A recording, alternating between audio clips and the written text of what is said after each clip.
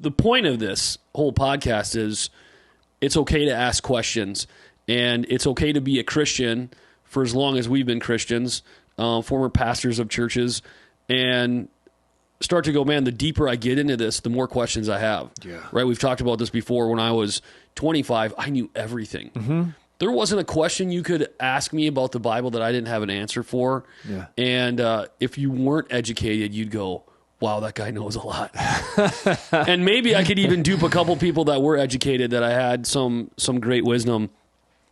And then as you read over the years, more and more, you start to go, man, I don't know anything. Yeah. I mean, I know some stuff, but I'm using that as an example, but it's like... Sure. The deeper you go, it just becomes more like all the layers and the colors and all this sorts of thing of like, whoa, and saying, wow, there's so much to this.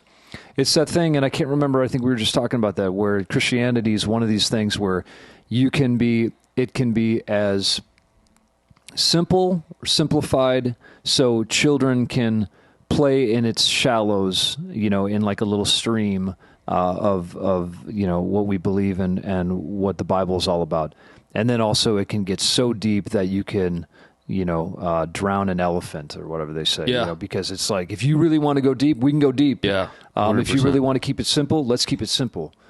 Well, I think the beauty of God, I believe, is that salvation is really simple. Mm-hmm. Like, it's not this difficult thing where it takes an ultra intelligent person to go, oh, okay, I figured all of these things out, right? Divine foreknowledge and, the different theories of atonement and all these types of things. No, he's actually made that part really simple, which is amazing to me. Yeah. And maybe you don't agree. I think, hey, salvation to come to heaven, to know me, is simple, and it's available to everybody. Uh-huh. Then from there, that's when it gets a little more complex. So I think that's what a lot of people can get wrong when we talk about stuff that we talk about as far as like apologetics go, or we get way below the surface. I mean, that's the whole, one of our whole points is getting way below the surface. But they're like, I have people that talk to me, like, why do you think about that? Why does that matter? Well, in the grand scheme of your soul, it might not. Right? Like, as far as like you getting into heaven, it may and it may not. Sure. But I want to know the deeper layers and the deeper things of God that get revealed by having these conversations, digging deeper in His Word, looking at people that have been studying it for the last 2,000 years. And it just becomes more interesting. But it's not just an interesting thing. I think it helps me come into a deeper surrender. I don't want to say better Christian, because you hear all that. What does that even mean? But it comes into a deeper surrender and having more of like a holy reverence for God, in a fear of the Lord. Like, if people know what that means, like that all becomes more and more real. Like, even about like the conversations that we're going to be talking about today, where there's a heaviness that comes with it. There is, because it's so important. There is, because of the response to this Bible. And every topic that comes with it is really drastic and dramatic. Yeah. Your response to what this is. And like today, like your response to Jesus, not your response and are you going to come to salvation? We're not going to do an altar call at the end of this podcast. Yep. But based on this knowledge that I have, I need to respond to it in some way. Either like Jesus just isn't real. He was a myth that people made up to try to control others, or whatever narrative you want to bring.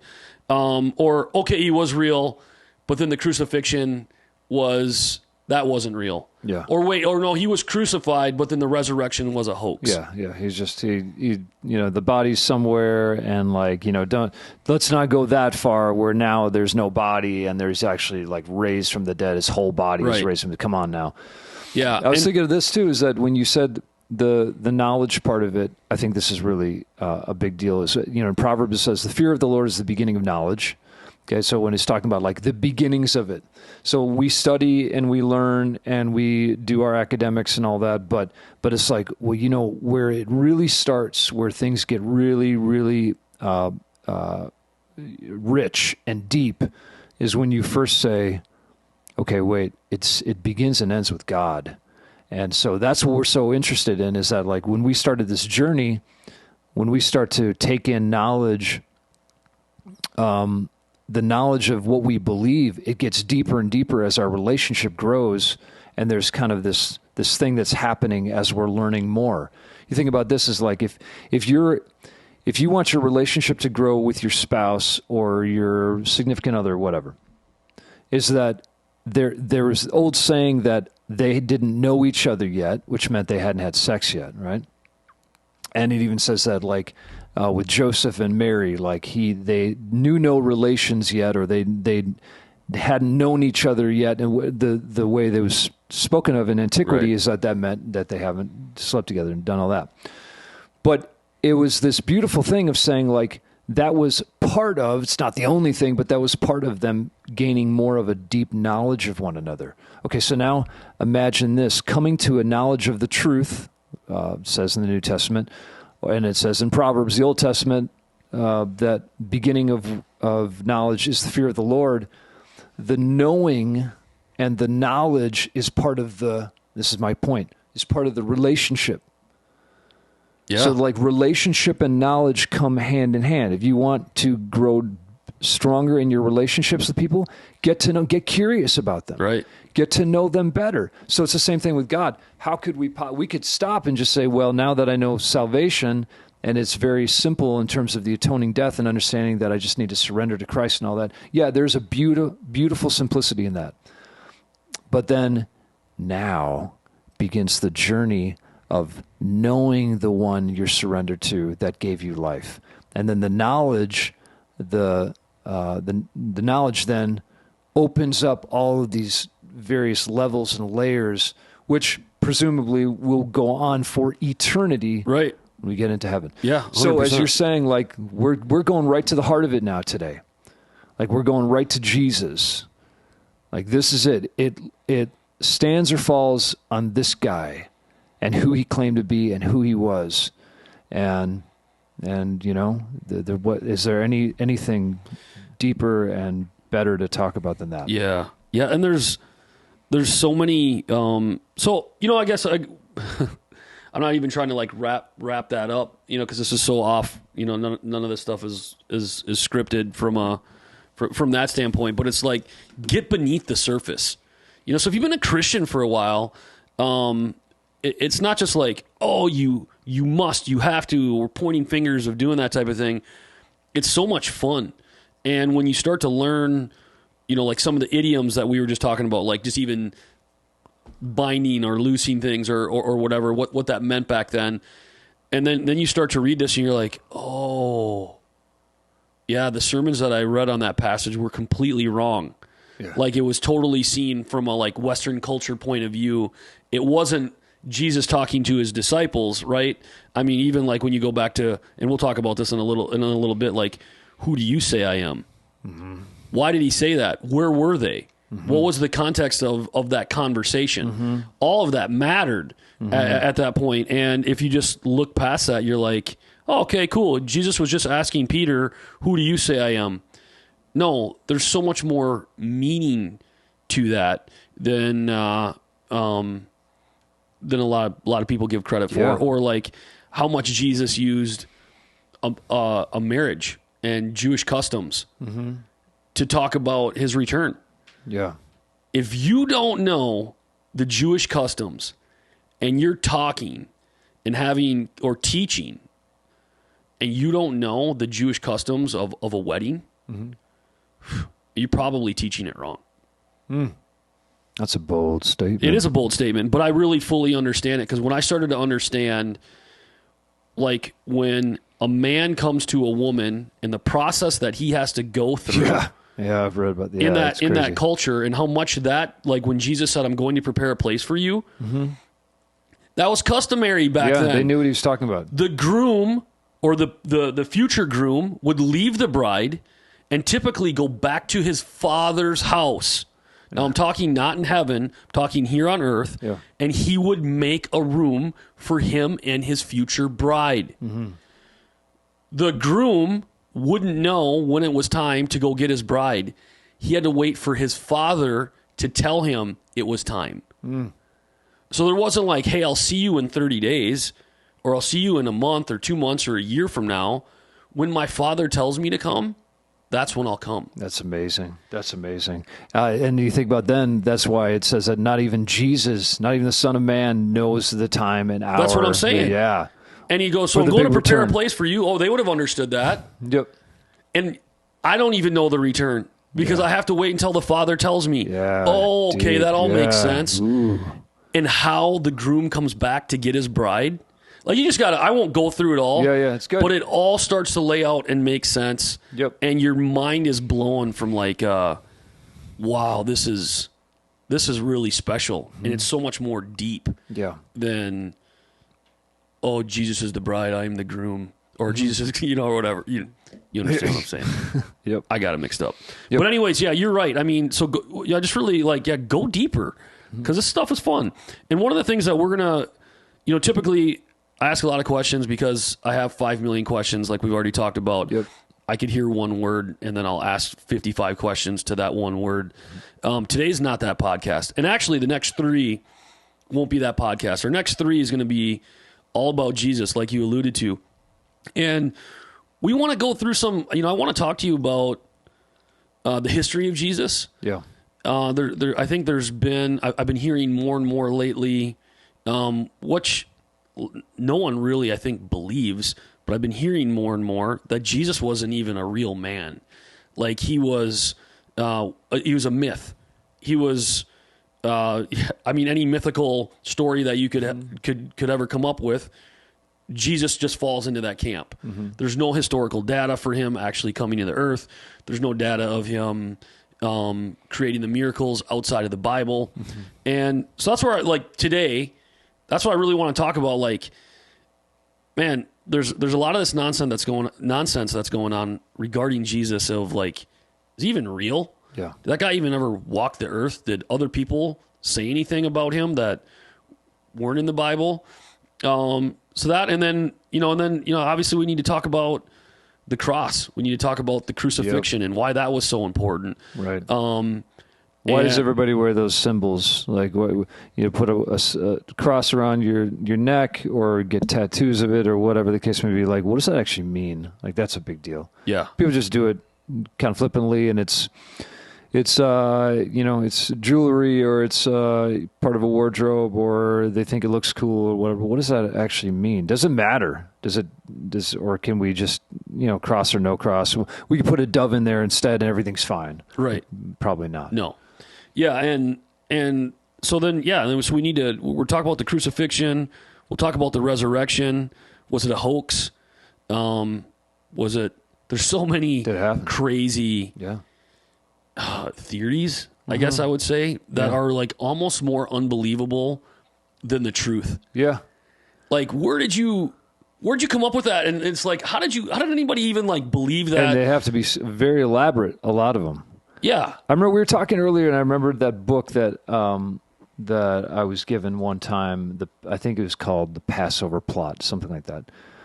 It's a really bad book, but so don't waste your time on it. Maybe it's even out of print now.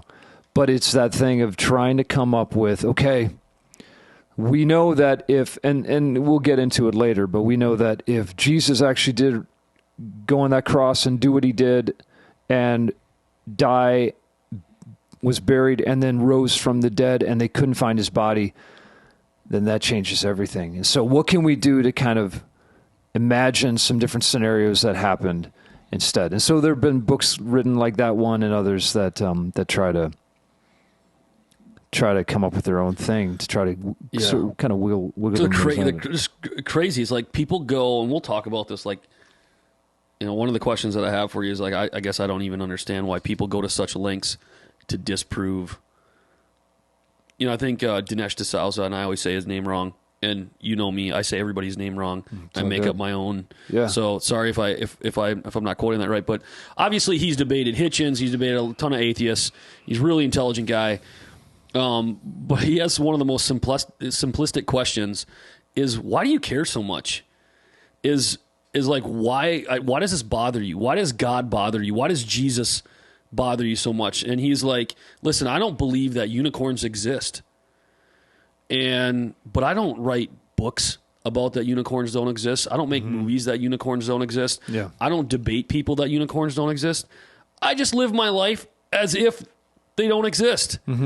So if you're so confident that God doesn't exist, or he's not real, or Jesus never was a real man, why don't you just live your life accordingly to that theory or that belief?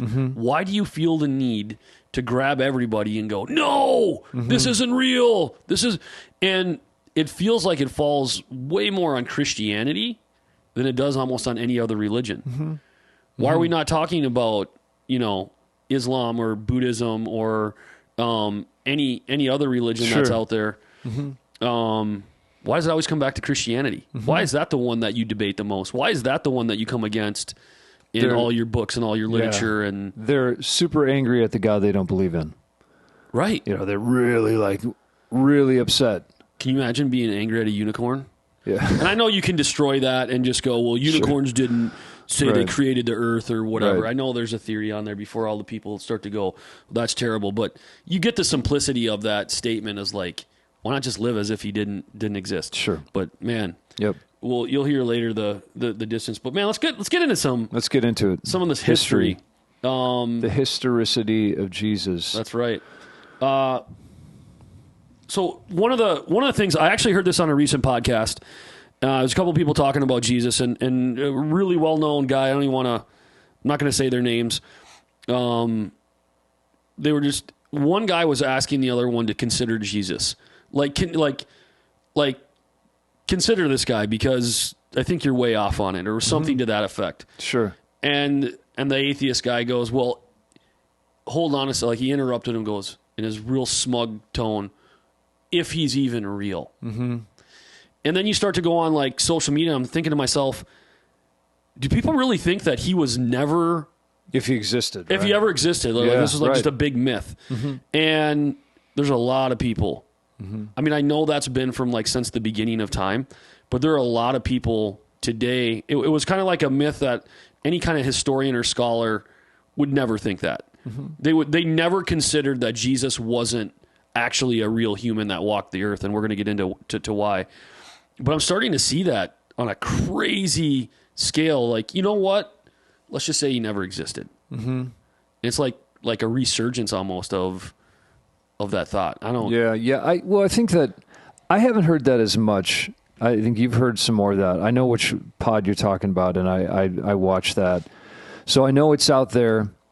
Because a lot of them that don't want him to exist, it would just be so much easier if he didn't, and we could just discount it and say, oh, it's a nice story, but we don't really know, so how can we even, we can't prove that. If it's not provable, then I'm not interested, that kind of thing. Yeah. But the fact is that if you do that, the slope is so slippery because there's more evidence that there was this person, Jesus of Nazareth, that actually existed historically than there is that Plato existed. Yeah. Okay, so way more as far as documents, written accounts, oral traditions, everything far outweigh a lot of the people that we just take as, for face value or whatever. That, yeah, of course, Plato. I mean, come on, yeah, Aristotle and all those boys. Right, yeah, right. Yeah. Yeah, but no one's saying they didn't exist. No, but there's so much hanging in the balance that this guy Jesus does exist, and so you kind of got to come at it in different ways. Where it's like, well, okay, first let's try to just debunk the whole thing and say this guy historically was never around, and then if they're presented enough with the weight of it, the evidence, they realize, okay, I can't go that route, which most. Throughout the last couple thousand years, as you said, most scholars and historians and all that believers or not, will say, yeah, this guy was real. Yeah. And he revolutionized things in a big, deep way. Now we got to go, okay, but what about the miracles? And what about the resurrection and everything else that goes with it? And then what kinds of demands does that put on us? And is it supposed to change us? But yeah, so the historical thing, that's just, it's really hard to get, we're having a conversation about this, right? Of you have so many accounts that are outside of the church as well. So we'll get into, and I'll talk a little bit about this too, is get into the actual eyewitness accounts within the church tradition and canon. I think honestly that would be like a really good place to start, because I definitely obviously want to read some of the basically Christian antagonists that were revered as historians really close to when Jesus was, and some of them are around when Jesus was alive, right?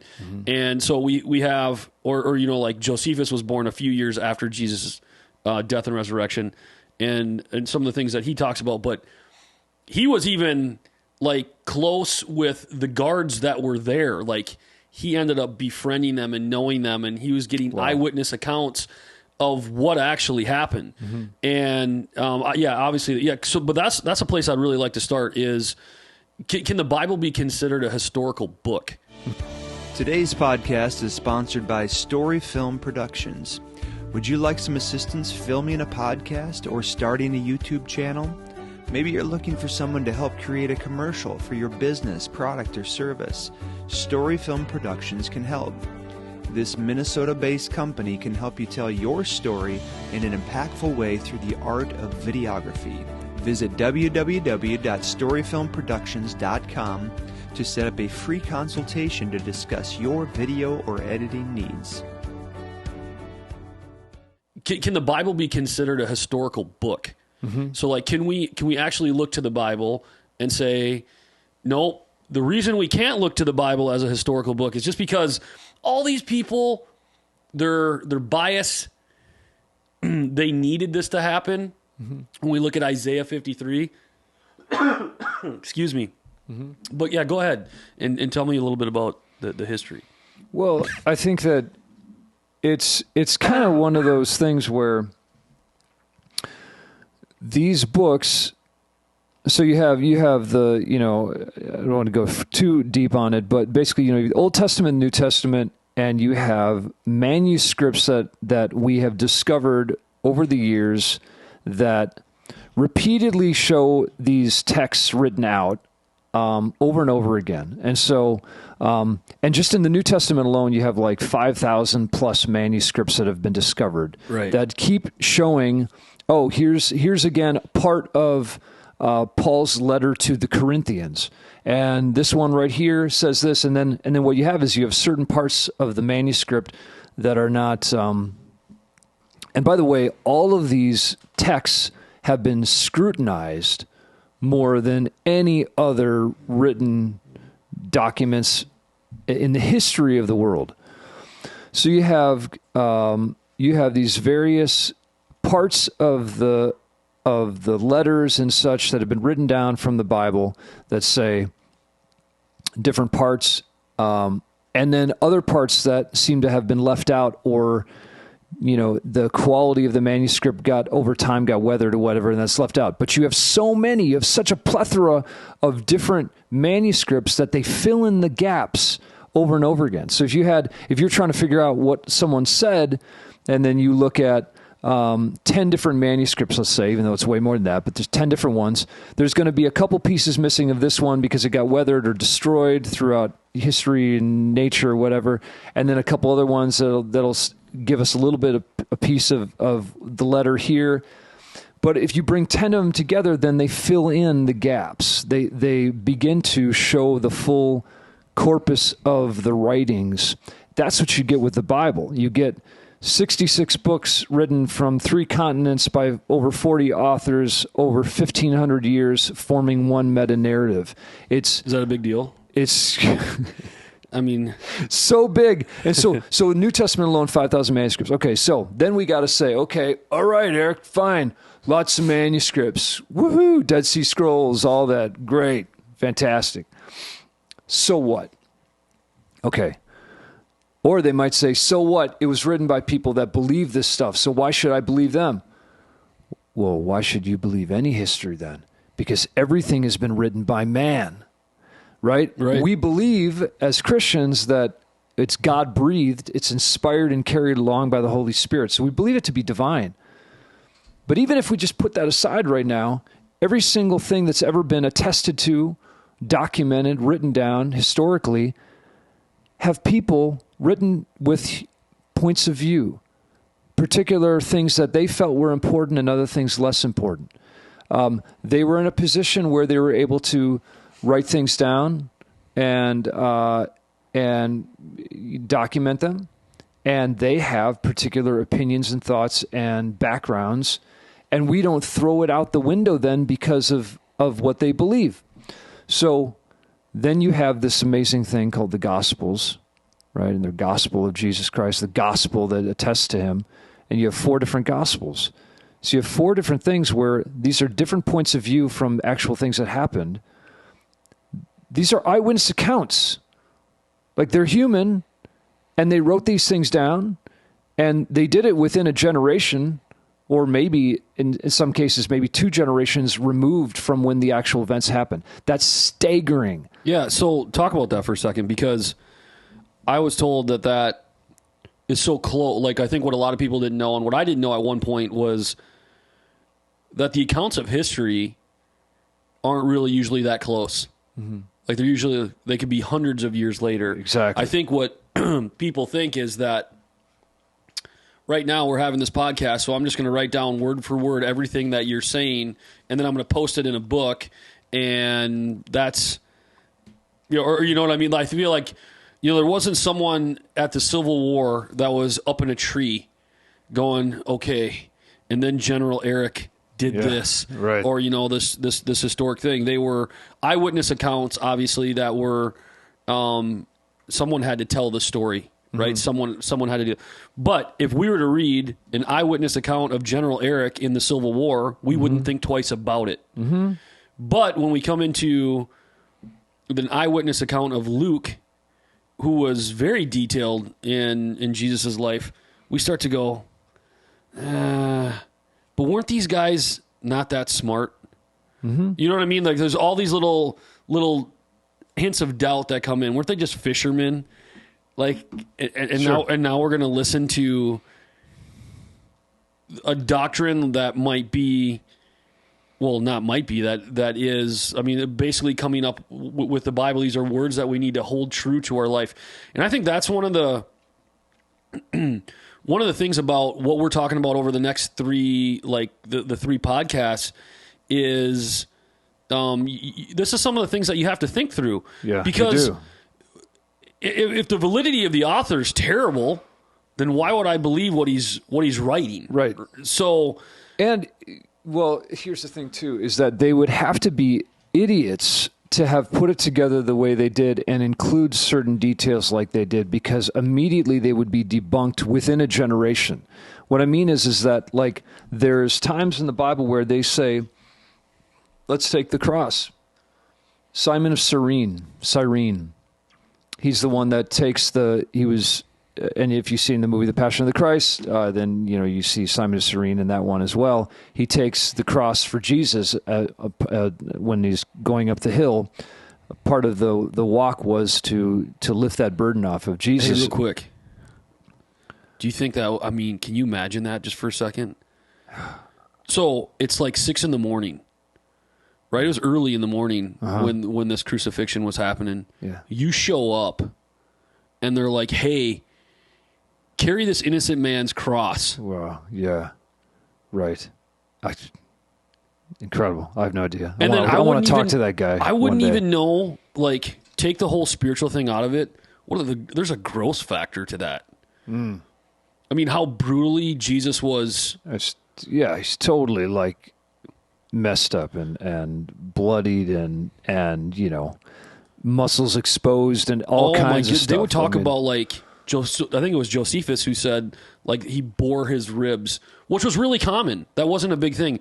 The difference in Jesus' crucifixion, which I read, was that there were Roman soldiers. Those aren't the people that typically do the scourging or the whipping.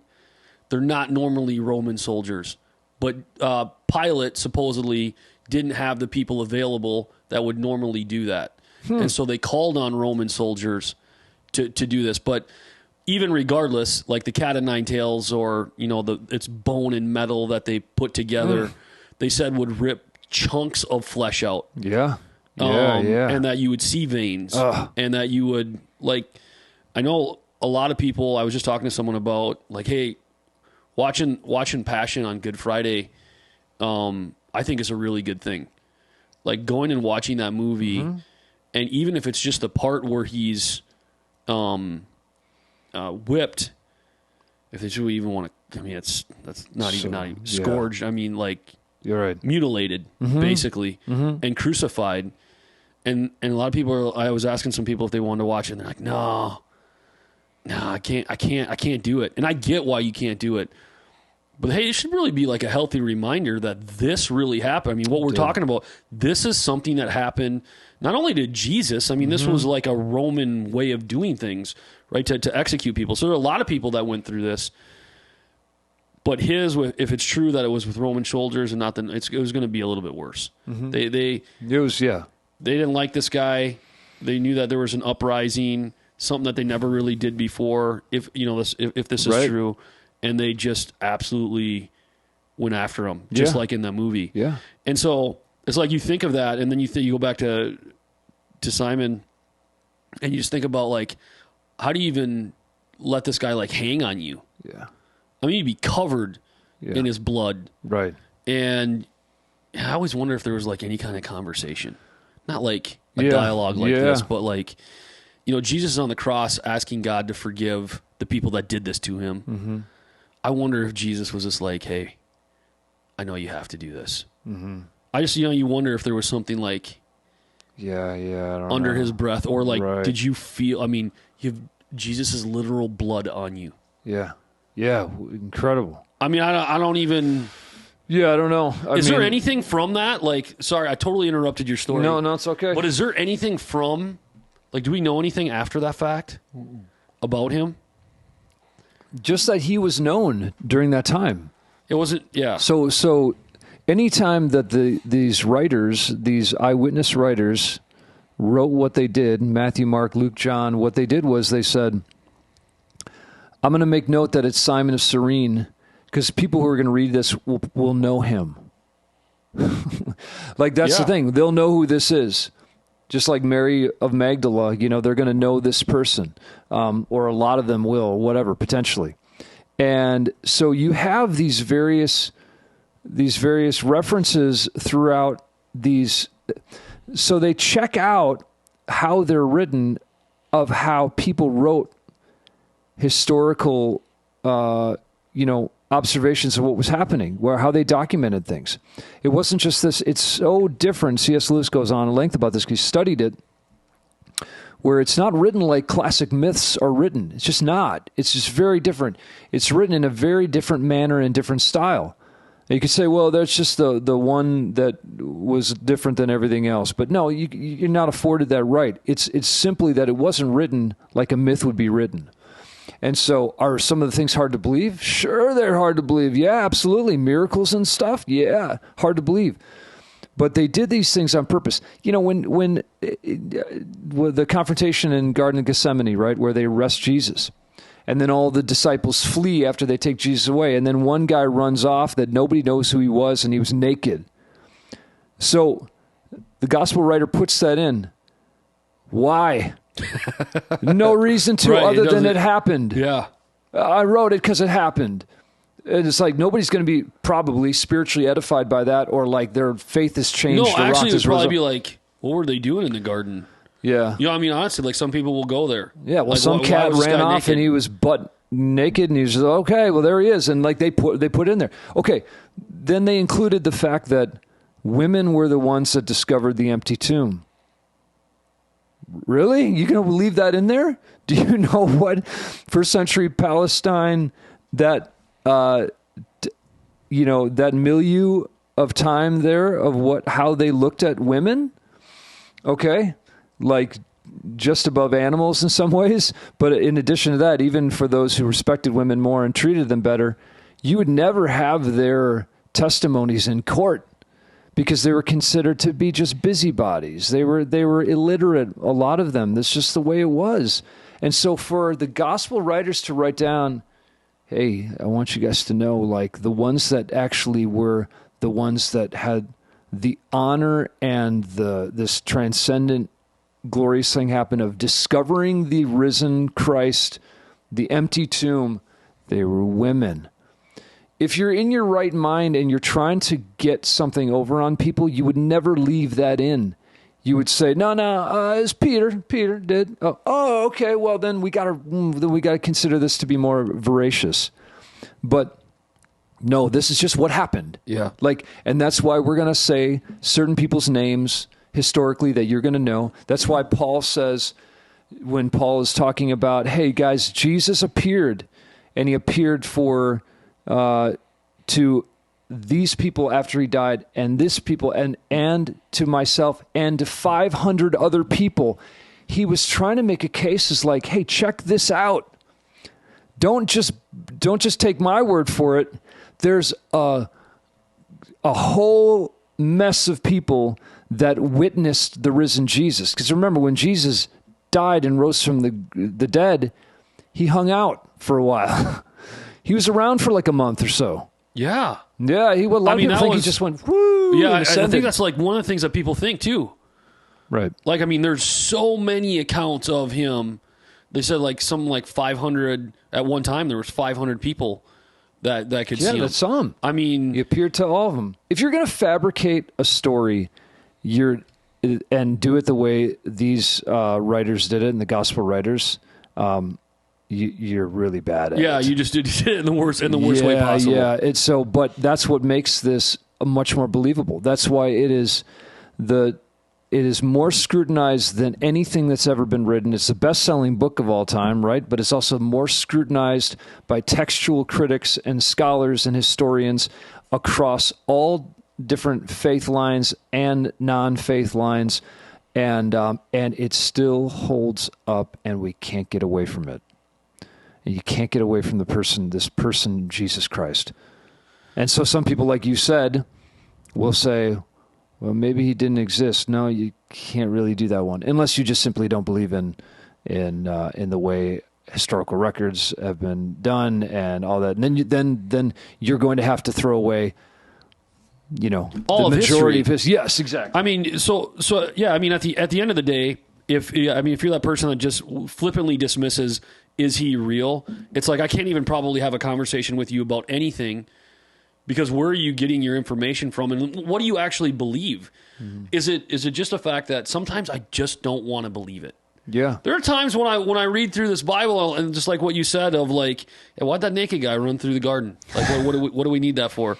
And there's certain, like, when you read Judges, and it's like, oh my goodness, woo! It's like brutal, hardcore. Why does that got to be in there? Right? God is love. This whole message. But do we have? Can't we just leave that one out? And we don't want to believe it. Like, there's even certain things in the Bible that Christians don't want to believe, and so. But that's what I love about God, and that's what I love about the Bible. Is it doesn't matter. It doesn't matter if you don't want to believe it.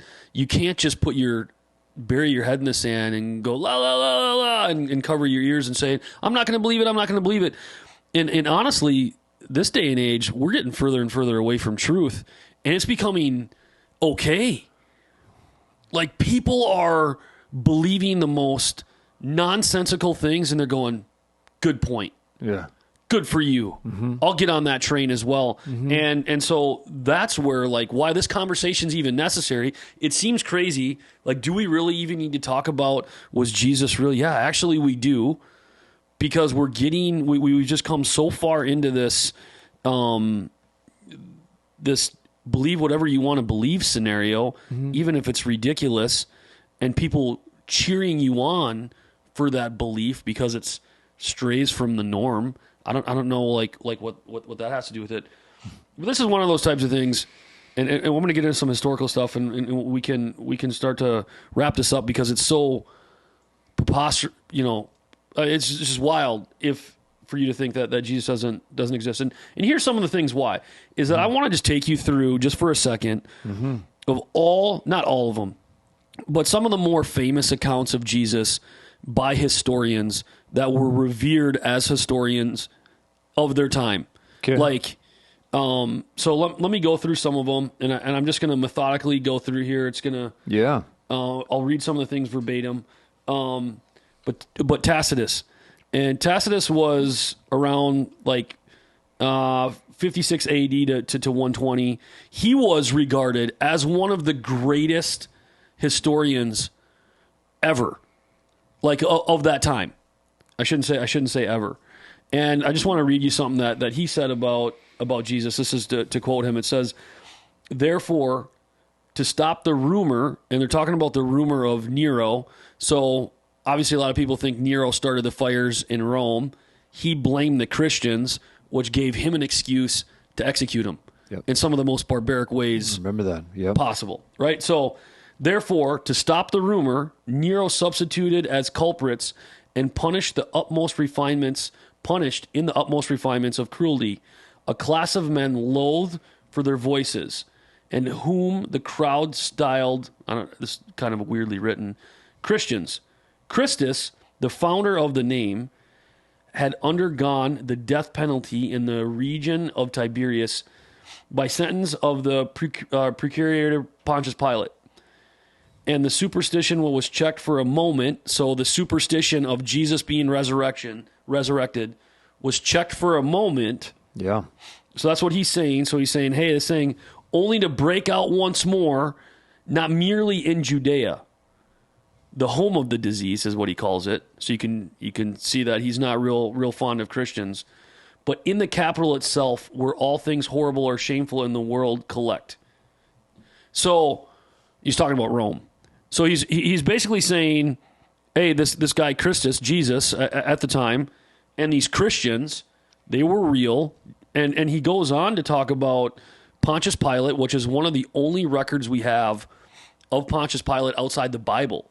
Wow. Like, so some people will be like, well, Pontius Pilate wasn't even real. This is one of the only records that we even have of him.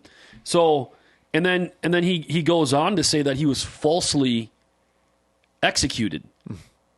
I won't get into all of it, but I just wanted to read this one part where I think it's just fascinating that he puts him in Judea.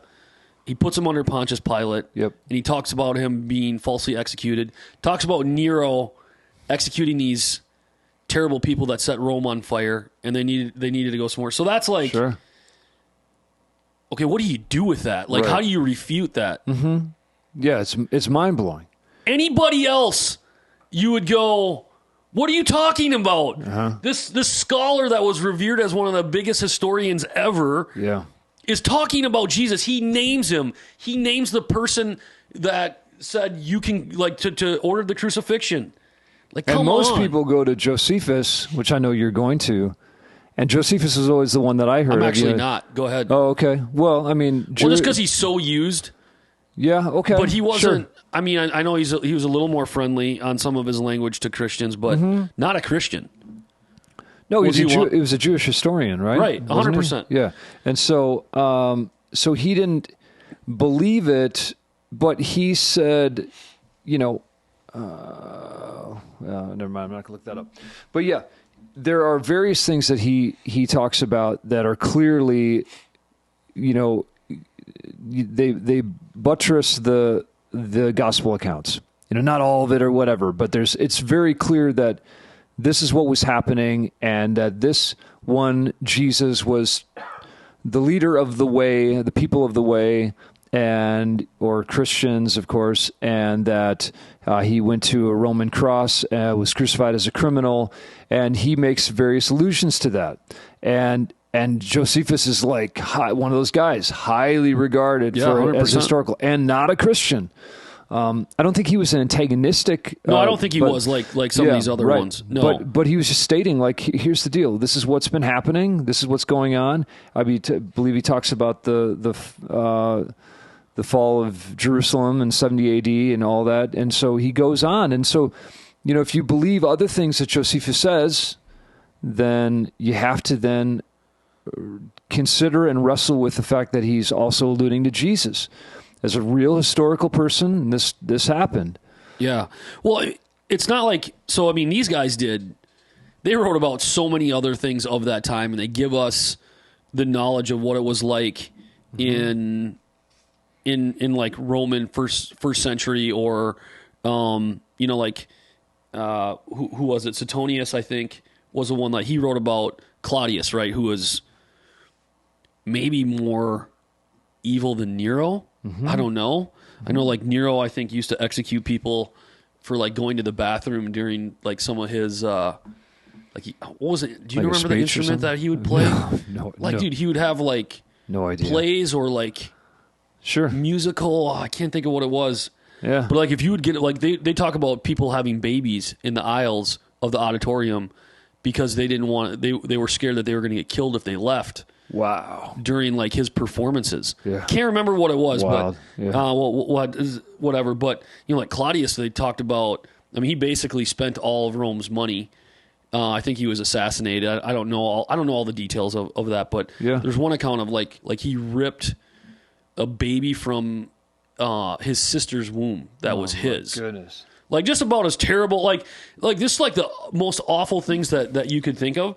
And so where we get some of these horrible accounts of these people are from some of these historians. They didn't write just about Christians and whatever. Sure. But so if we believe them in some of these stories that I told you, was Nero this crazy and this bad? And, did Claudius or, I think it was like they also call, was it Caligula? Are they the same person? Or Claudius and Caligula the same person? I don't know. But I thought about it. I've only heard about Caligula and the movie. So when you said about ripping the baby from the womb, like I remember people telling me. I think it is Caligula.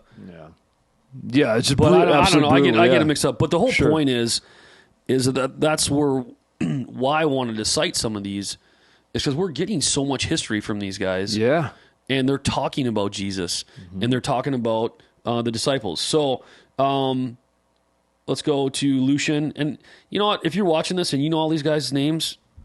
Make fun of me. Go ahead, because I'll mess them up. I already told you before that I mess names up.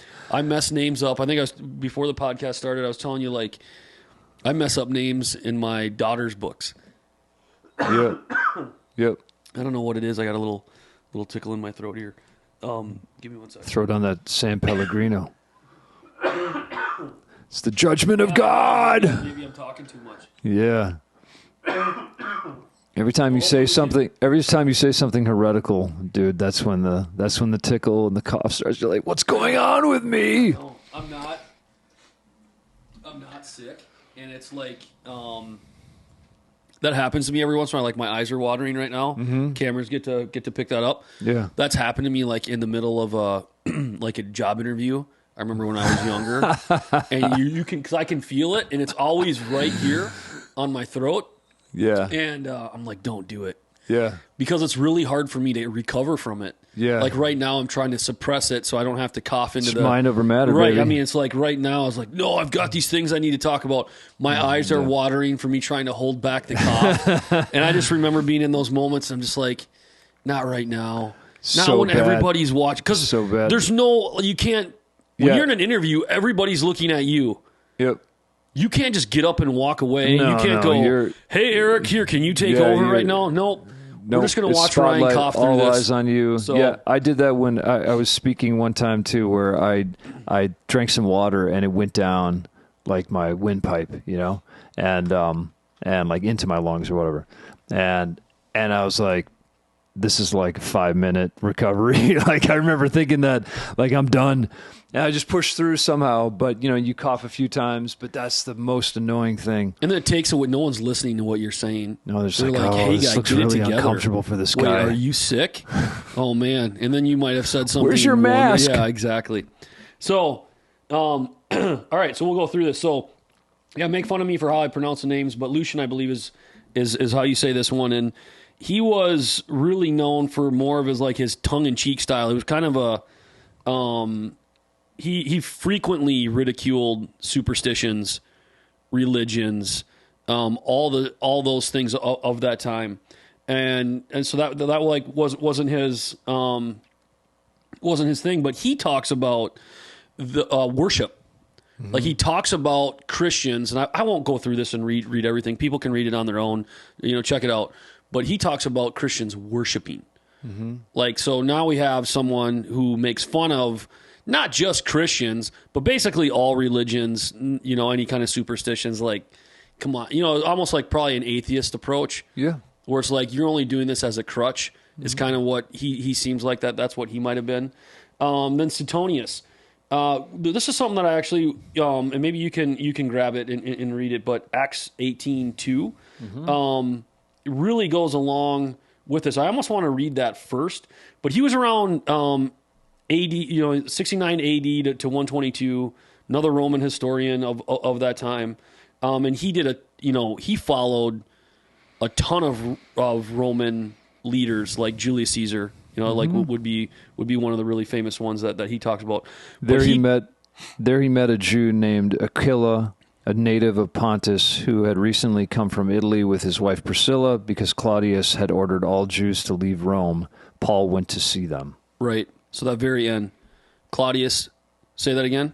Because Claudius had ordered all Jews to leave Rome. So he talks about that, how Claudius expelled Christians from Rome. Wow. So we know that now as a historical count, and the Bible backs it up in Acts 18:2. Yeah. So then you have right? You already corrected me on Pliny the Younger. Probably Pliny. Pliny. We'll Maybe it's Pliny. I'm probably wrong. Pliny. Yep. But he talks about he wrote letters about hey, do I need to continue to execute Christians? Should I continue this? Because he talked about executing men, women, and children. This, so he was talking about, and you might be going, Ryan, why does that matter? Because now Christ is gone, right? Christ has been resurrected. So why does this matter? And we'll talk about this in our next series. Is why would anybody follow him? If he was just this moral man that did nice things for people and had a great heart, people are going to worship him, like we already learned. And die for him? Die for him? He's gone. Right. But we know that Christians are continuing to grow to a point where one of them says, you got to get out of Rome. If there were only 5 of them or 10 or 20 of them, probably not a big deal. Yeah. You could probably handle that. Yeah. I have to imagine that at the time, and we know in Acts, right, 3,000 people come to a realization of Jesus at one time. Sure. So we're not talking about 10s and 20s. You don't need to kick people out of your land if they're 10s and 20s. Right. You need to kick them out if they're thousands. And so I love that in Acts 18:2, it backs up what Suetonius says. And then the last thing that I'll talk about is Thallus. And there's a couple other ones that talk about the darkness that fell over the land when Jesus was crucified. Yeah. And there's 3 of them, and I'll just talk about Thallus just for a minute. They all say the same thing. It was an eclipse. But there was another guy named Julius. I'll mess up his last name so you guys can continue to laugh at me. That talked about there was no way that there was a solar eclipse at the time of Jesus' crucifixion because of how it was a full moon. Yeah. So wow. So now we have an account for Jesus he was here, he walked the earth, he was crucified under Pontius Pilate's rule. We have another one saying we know that there are Christians worshiping God. We have a first-hand account of that. This is not biblical. We have another one that's saying, hey, they got kicked out of Rome, backed up by the Bible. Then we have another one that says, should I continue executing Christians? And then we have other ones saying, darkness fell over the land for this time. And the only logical reason that we can give was that it was an eclipse. Yeah. So it's if you don't believe in the Bible, what do you have to say about all these historians mentioning these things separate from it? Right. Yeah. Massive. Huge. Just the weight keeps piling up. That's why we're doing this pod is not just so we can smugly say, yeah, we know we know all this stuff and we're convinced of every little bit of everything that we have to read and we have to wrestle with it as well. We are convinced and feel a real assurance and certainty about who Jesus was, no doubt about it. That's why we have passion behind what we're saying. We also want to be hey, we're not trying to strong arm anybody into believing. We just want to say, let's go ahead and look at the evidence. Let's look at the weight of this thing. It's so big. And if it is in fact true, then that changes everything. It's the ultimate revolutionary game changer. It just is you would have to live differently and look at things differently as a result, which actually is all for our benefit and all for good. It's not now your life is going to suck. It's you're going to go through suffering like with or without Jesus, but let's point to the reason for everything and why you're here and the ultimate purpose and what love actually means in light of Jesus. And yeah, I mean, it is so massive and so explosive.